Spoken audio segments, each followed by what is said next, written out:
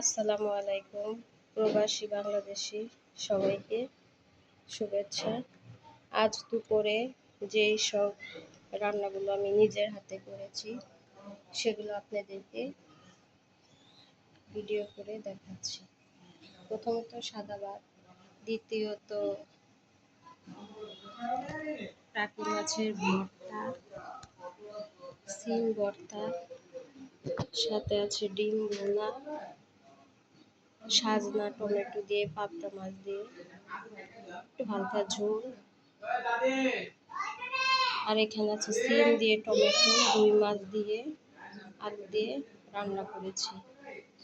দুপুরের এই মেনুগুলো যদি আপনাদের ভালো লাগে তো অবশ্যই আমার ভিডিওটা দেখে একটা লাইক, কমেন্ট, শেয়ার, সাবস্ক্রাইব করে নেবেন। সবাই যেন ভালো থাকে। আল্লাহ হাফেজ।